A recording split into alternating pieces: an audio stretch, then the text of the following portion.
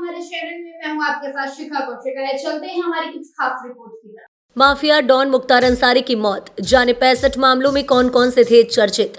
UP के mafia don और 5 बार के विधायक रहे मुख्तार अंसारी की मौत की खबर आ रही है। बताया जा रहा है कि बांदा जेल में गुरुवार को उससे हार्ट अटैक आया था, जिसके बाद उसकी तबीयत बिगड़ने लगी थी। इलाज के दौरान उसकी मौत हो गई। मौत की वजह कार्डियक अरेस्ट बताया जा रहा है। मुख्तार अंसारी को अलग अलग मामलों में 2 बार उम्र कैद हुई थी। वह 2005 से सजा काट रहा था। मुख्तार अंसारी को 7 मामलों में सजा मिल चुकी थी, जबकि 8 मामले में वह दोषी करार दिया गया था। अप्रैल 2023 में बीजेपी नेता कृष्णानंद राय की हत्या के आरोप में उसे 10 साल की सजा हुई।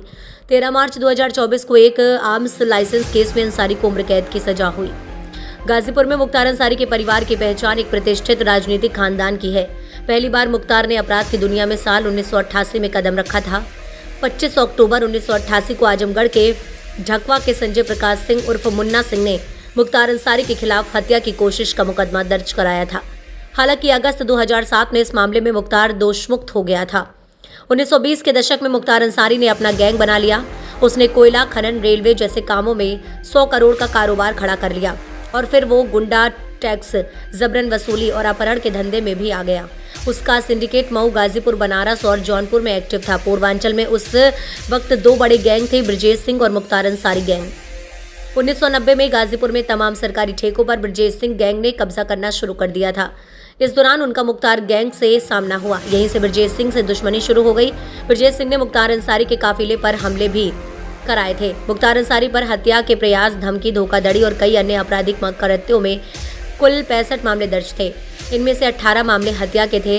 उसके खिलाफ लखनऊ, गाजीपुर, चंदौली, वाराणसी, सोनभद्र, मऊ, आगरा, बाराबंकी, आजमगढ़ के अलावा नई दिल्ली और पंजाब में भी मुकदमे दर्ज थे।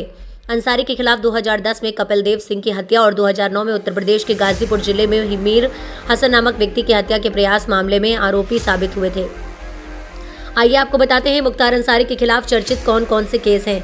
24 जुलाई 1990 को शिवपुर के देवेंद्र प्रताप सिंह ने मुख्तार अंसारी के खिलाफ बड़गांव थाने में डकैती और अपहरण का मामला दर्ज कराया था। इस मामले में सितंबर 1990 को पुलिस ने कोर्ट में अंतिम रिपोर्ट दाखिल की थी। इसके बाद 3 अगस्त 1991 को अवधेश राय हत्याकांड में मुख्तार अंसारी के खिलाफ चेतगंज थाने में पूर्व विधायक अजय राय ने मुकदमा दर्ज कराया था।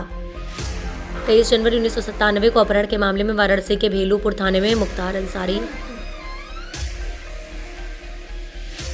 23 जनवरी 1997 को अपहरण के मामले में वाराणसी के भेलूपुर थाने में मुख्तार अंसारी के खिलाफ मुकदमा दर्ज कराया गया। इस मामले में वह निचली अदालत में दोषमुक्त हो चुका है। 6 फरवरी 1988 को भेलूपुर थाने में मुख्तार अंसारी के खिलाफ NSA लगाया गया। 1 दिसंबर 1997 को मुख्तार के खिलाफ धमकाने का मामला दर्ज किया गया।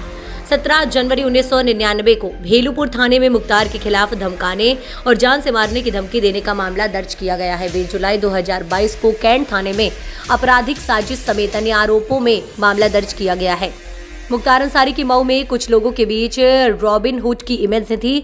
मऊ के लोग कहते हैं कि बतौर विधायक मुख्तार अंसारी ने अपने इलाके में विकास के कई काम किए।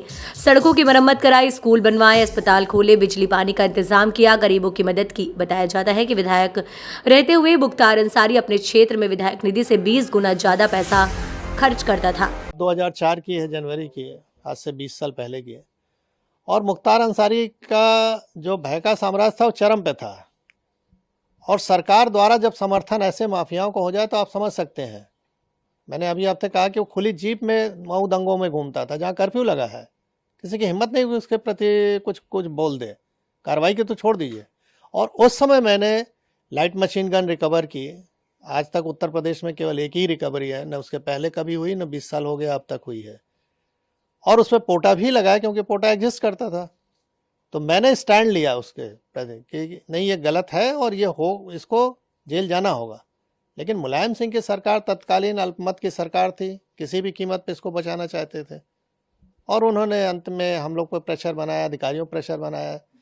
जब कोई नहीं सुना तो आईजी जोन जो थे उनका ट्रांसफ़र, डीआईजी रेंज का ट्रांसफ़र, एसएसपी एसटीएफ हमारे थे उनका ट्रांसफ़र। और अंत में ऐसा माहौल बनाया गया कि मुझे भी रिज़ाइन करना पड़ा 15 दिन बाद ही। लेकिन मैंने रेजिग्नेशन में लिखा और जनता के सामने इस चीज़ को रखा आप लोग के माध्यम से कि देखिए, जनता पॉलिटिकल सिस्टम में आप ही ने चुना है इस सरकार को, और किस तरह की ये सरकारें चल रही हैं कि जो माफियाओं के निर्देश पे काम कर रही हैं। हम लोग चुन के आते हैं, सेलेक्ट होते हैं, यानी जब तो बोला जाता है कि आप पब्लिक सर्वेंट हैं। आम बोलचाल की भाषा में हम कहते हैं गवर्नमेंट सर्वेंट है और हो गए हम पार्टी के एजेंट अगर काम करें जिस तरह से वो कह रहे हैं। तो ये गिरावट की स्थिति बहुत ही खतरनाक थी। धीरे धीरे इस पर लगाम लगा है। न्यायालय में अब निर्णय आने लगे हैं जो कभी नहीं आते थे, दशकों तक, 2-2 दशक तक नहीं आए, अब आ रहे हैं 3-3 दशक के बाद। तो स्थिति बदली है नो डाउट, और उसका नतीजा आप लोग देख रहे हैं कि अपराध में अंकुश भी हो रहा है। सर क्या लगता है उस समय कितनी बड़ी चुनौतीपूर्ण रही कार्रवाई जो मुख्तार अंसारी पे आपने की, और आज जिस तरह से आपने कहा न्यायालय में निर्णय आ रहे हैं, कानून व्यवस्था जिस तरह से है, उस समय अगर वो ऐसा रहता तो क्या उस समय मुख्तार अंसारी पे कार्रवाई हो सकती? नहीं, स्वाभाविक है। अगर शासन प्रशासन, हम तो किसी सपोर्ट की भी उम्मीद नहीं करते थे, हम तो अपने दम पे रिकवर किया, मैंने अपनी टीम के साथ। तो हमको सपोर्ट की जरूरत नहीं है, हमको तो हम ड्यूटी है मेरी, हम कोई मेहरबानी नहीं कर रहे थे किसी पे। हमारी ड्यूटी है कि ऐसे असामाजिक तत्वों को रोका जाए जो जनता के लिए कहर बन सकते हैं।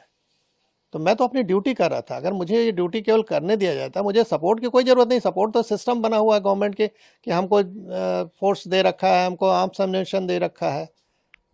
तो हम तो अपना ड्यूटी अगर खाली निभा दें ईमानदारी से तो जनता को अपने आप राहत मिल जाए। कहावत है कि पुलिस अगर चाह ले तो पत्ता नहीं खड़क सकता, ये हकीकत है। मैंने एज ए डिप्टी एसपी, बहुत छोटा पद था, बड़ा पद नहीं था, लेकिन जहाँ भी रहता था 3 से 4 थाना क्षेत्र जो भी मेरे अंडर में रहे, उसमें किसी की हिम्मत नहीं है, मजाल नहीं थी कि कोई माफिया आके इंटरफेयर कर ले और कुछ वारदात कर ले, क्योंकि उसको मालूम था कि इस अधिकारी के मत्थे चढ़ गए तो हमारी जान जानी है, हम बचेंगे नहीं। आपकी कार्रवाई के बाद फिर आप पे दबाव बनाया गया?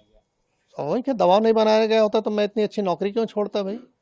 जब मुझे लगा कि मैं अब कुछ नहीं कर सकता इन लोगों के सामने, तो कम से कम बाहर आके जनता को तो बताऊं कि हो क्या रहा है। शायद अगर हम नौकरी में रहे होते तो ये पक्ष कोई देख ही नहीं पाता कि किस तरह का दबाव बनता है। तो आज मैं जीता जागता उदाहरण हूं कि इस तरह की सरकार अगर रहे चले तो कैसे आप जनता को रिलीफ पहुंचाओगे। अगर सरकार सही नहीं चले तो अधिकारी काम नहीं कर सकता है। तो मैं बाहर आके इस चीज़ को रखा, जान जोखिम पर अपने डाला, परिवार की जान जोखिम में डाला। स्वाभाविक है कि अच्छी नौकरी के बाद हम कहीं अगर नौकरी प्राइवेट भी ज्वाइन करने तो इनके कॉल चले जाते थे कि इनको निकालिए अपने यहाँ से।